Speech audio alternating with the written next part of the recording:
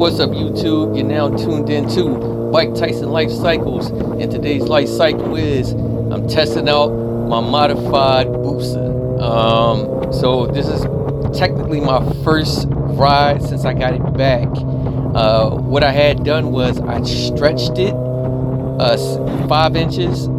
I also did a rear brake delete. I also swapped out my exhaust with a different exhaust, because the original exhaust I had was a Voodoo.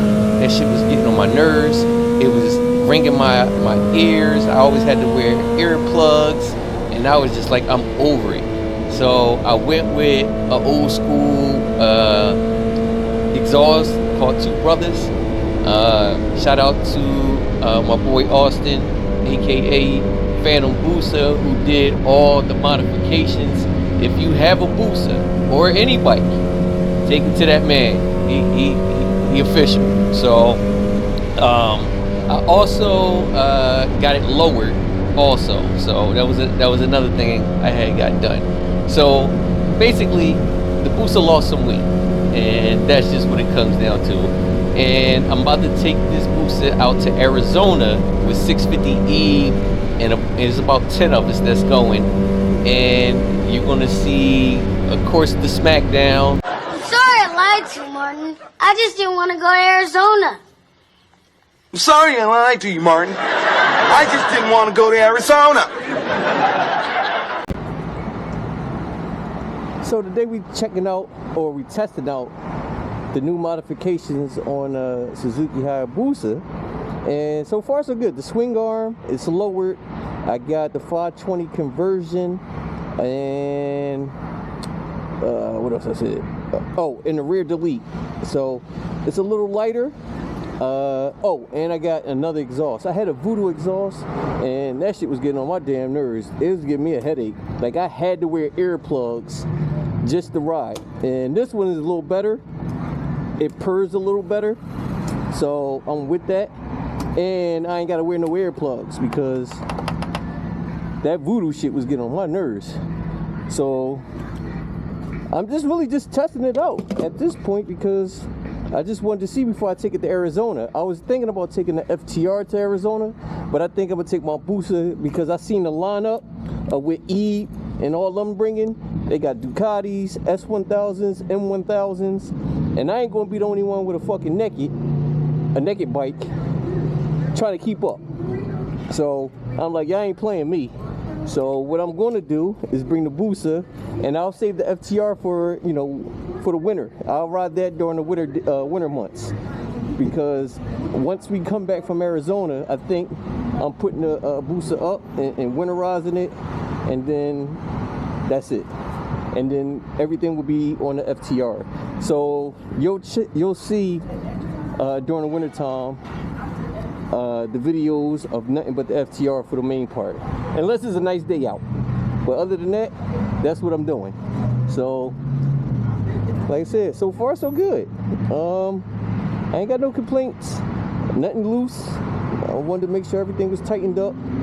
I don't hear nothing funny. So my Busa, all right, you doing all right out here in these streets. So all right, I'm about to hit the IKEA. I'll see y'all when I get there. So everybody know that IKEA is like the main go-to. Every Wednesday is a big group ride, and that's kind of where everybody network at and meet up at.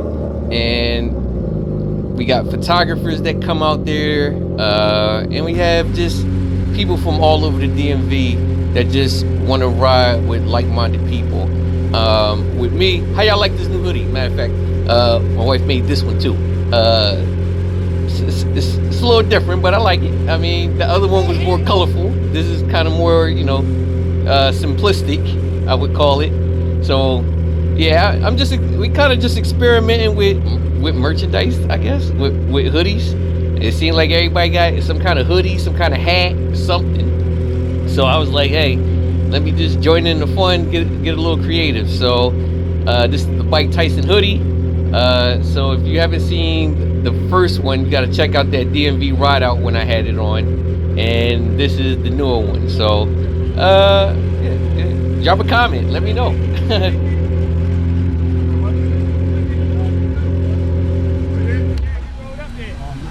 He wasn't doing that. Nah. He was doing 1200. What was it? FTR? Indian 1200. Okay. I know. I was like, and I actually was in the shop doing this first breaking model, so I'm getting the exhaust, the tune, and all that. Yeah, I'm gonna get that too, right? It don't sound like that, but at least it sound good. Cause we motherfuckers quiet as shit. When you got it front, you buy it.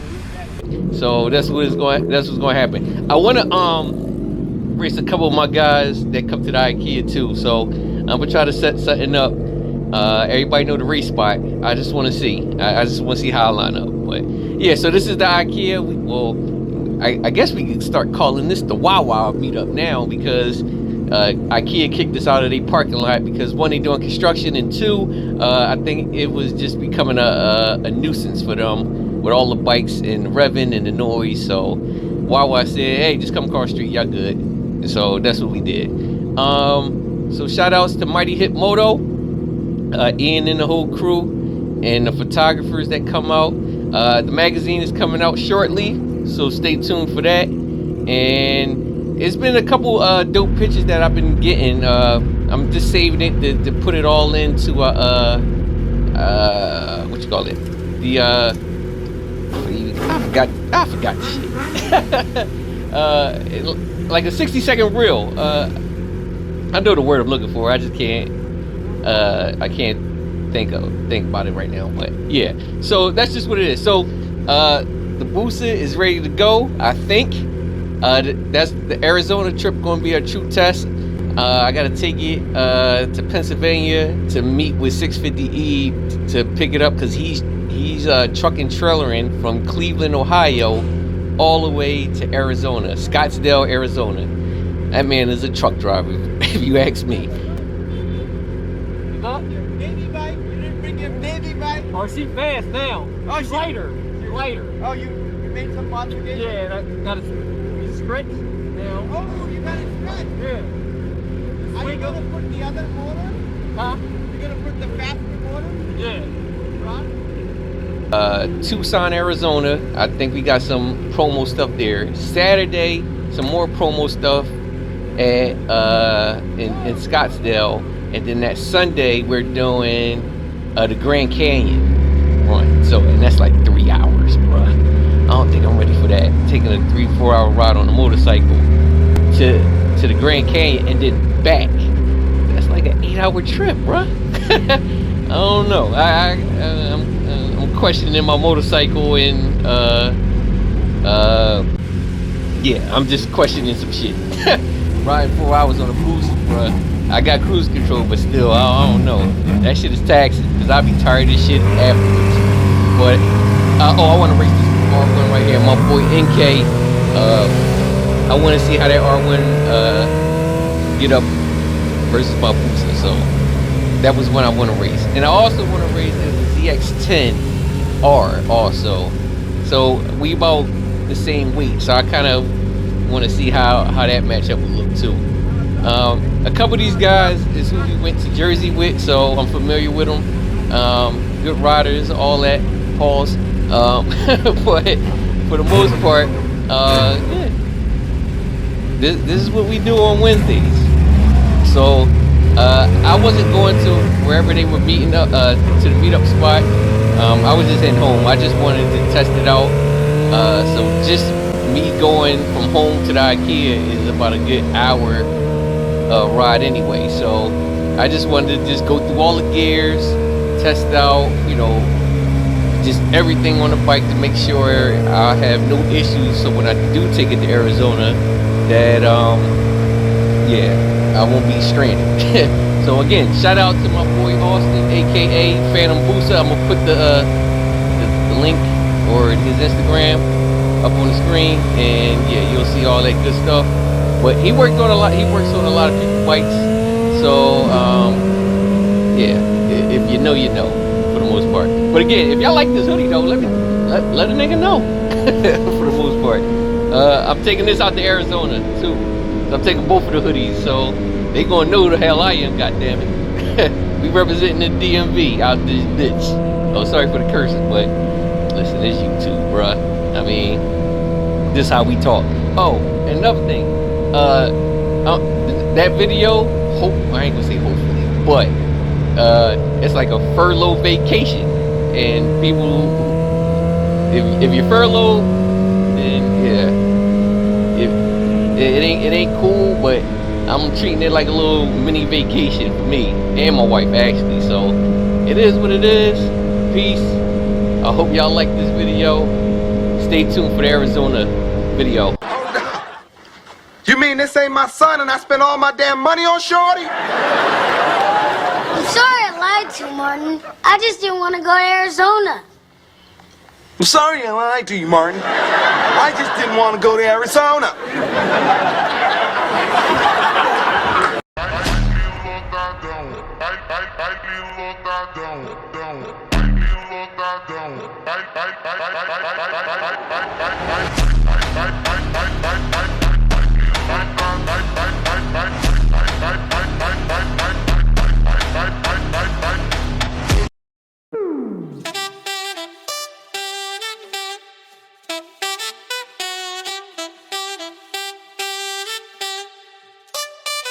What's up, YouTube? This is my first ride on the Indian FTR-1200. So I was just taking it out on a little local trip just to get just some miles in, just so I could do like a first ride review. And this is what it is, so stay tuned. So we got the FTR-1200, and I'm just going through the gears. I'm just trying to see, you know, get a feel for it. I just put on my frame sliders. I got my little bag up front for tools. I got my little backpack in the back. Changed that and put the tidy tail on it. I gotta take this off. This shit hard as hell to get off. I gotta get a drill to get that off.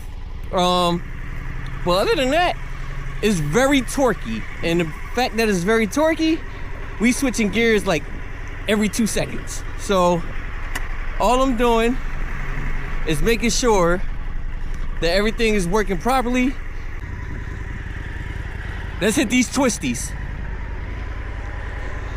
So since I was doing just a little local ride, I decided to do some twisties. There's a little twisty road 5 minutes away from where I live, and this is kind of where I do my practicing at. And the only thing about this road is it's 2 lanes, so you got to kind of be careful, because even though there's no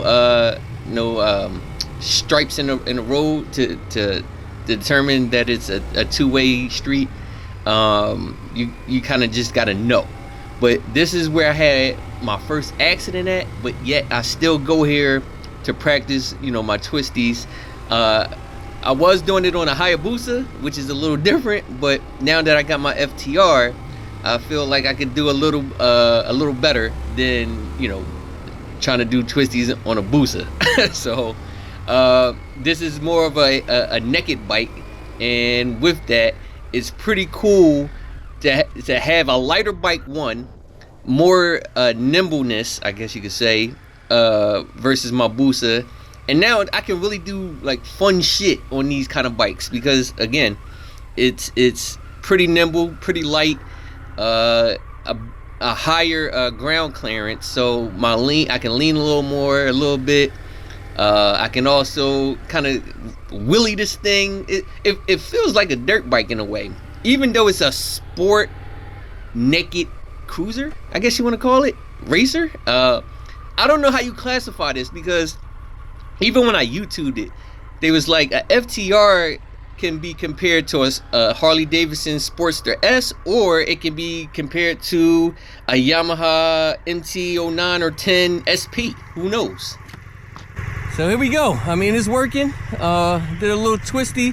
Now the rev limiter, is a rev limiter on it. So until I get it tuned and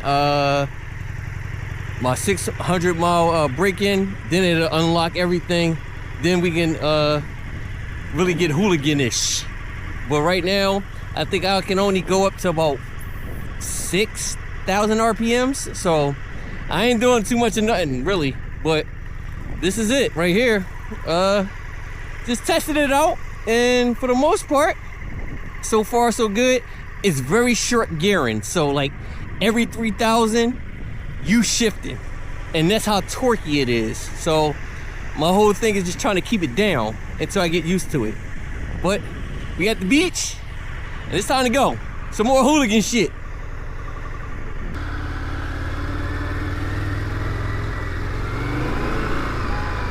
I don't know how to skid out yet. I ain't doing all that. This is grab. Not a dirt bike. It feels like very dirt bike-ish. It's like a dirt bike. So let me explain why I got this bike. For people who knew, I did like a bike reveal, right? And I had people guess what they thought I would get, right? And you know, the typical people, you know, a BMW S1K or H2 or a Ducati, you know. But when I revealed it, nobody got it right. And I figured nobody would get it right because this is like a rare breed type of motorcycle. Most people in the sport bike world wouldn't know about this bike.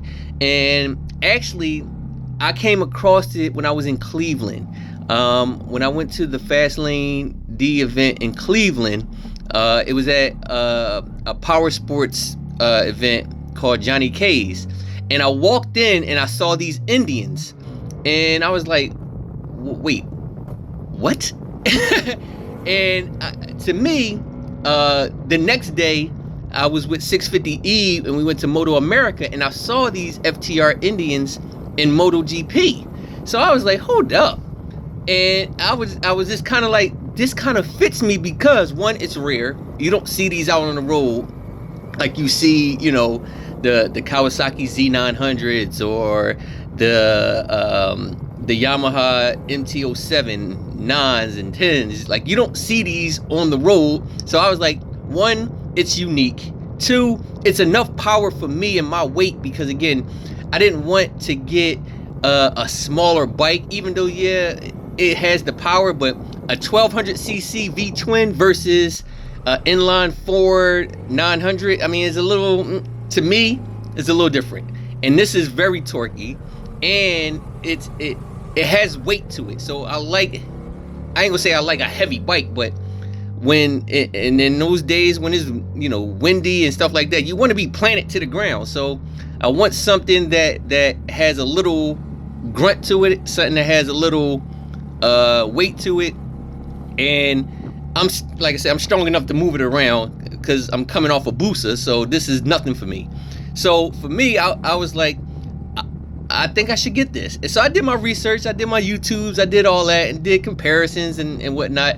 And like I said, I went with it. And shout out to my boy Brian that's up in Cleveland. He had bought an Indian Elite, which is a cruiser, and I rode that. And I was just like, I'm not ready for the cruiser, but this is like an in-between naked bike cruiser.